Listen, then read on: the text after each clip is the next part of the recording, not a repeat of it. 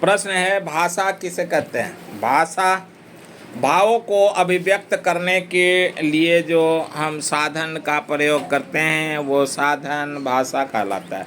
जैसे कुछ बातें इशारों में करते हैं, कुछ बातें बोल करके करते हैं, कुछ बातों का चित्र बना के भी कर सकते हैं।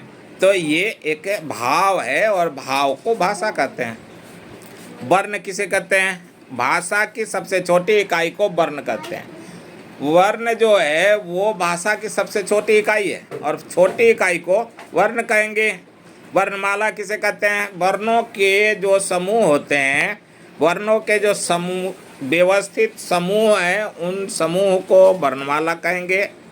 अर्थात इसका परिभाषा लिखेंगे कि वर्णों के व्यवस्थित समूह को वर्णमाला कहते हैं।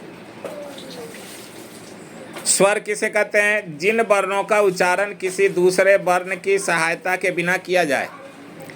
जिन वर्णों का उच्चारण किसी दूसरे वर्ण की सहायता के बिना होता है उन्हें स्वर कहते हैं। स्वर किसे कहते हैं? प्रश्न बनेगा तो जिन वर्णों का उच्चारण किसी दूसरे वर्ण की सहायता के बिना ही हो जाता हो तो उसे स्वर कहेंगे।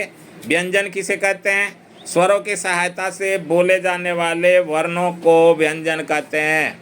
स्वरों की सहायता से जो शब्द बोले जाते हैं, जो कुछ भी हम बातचीत करते हैं, उनको वर्णों का व्यंजन कहते हैं। यानी बहुत सारे वर्ण उसमें मिल करके हमारे बात को पूरा करते हैं।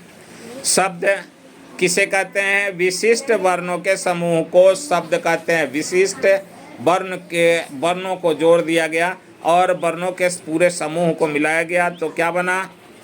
वर्णों के समूह को क्या कहेंगे? शब्द कहेंगे। शब्द बनाना, कई वर्ण मिला दिए तो शब्द बना।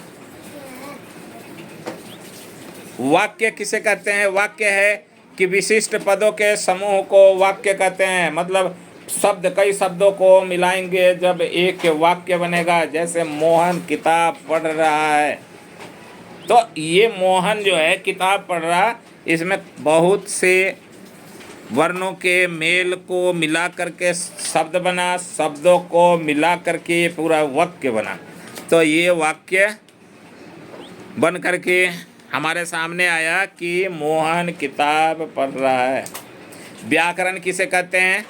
जिन नियमों के द्वारा किसी भाषा को शुद्ध बोलना, शुद्ध लिखना, शुद्ध पढ़ना आता है, उन नियमों को व्याकरण कहते हैं।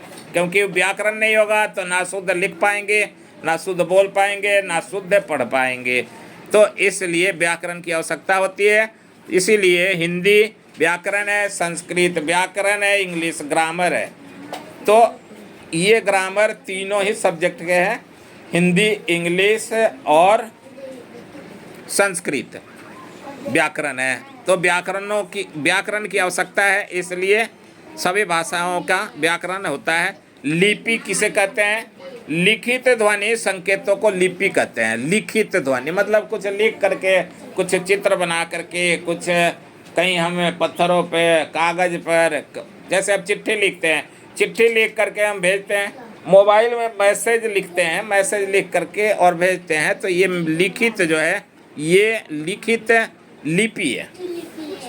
हिंदी भाषा की लिपि कौन सी है? तो हिंदी भाषा की लिपि देवनागरी होती है।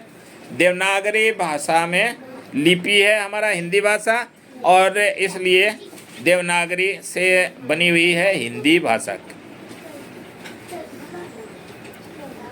10 प्रश्न है इसमें, ये 10 प्रश्न तुम लोग याद कर लो, फिर टेस्ट देने होंगे।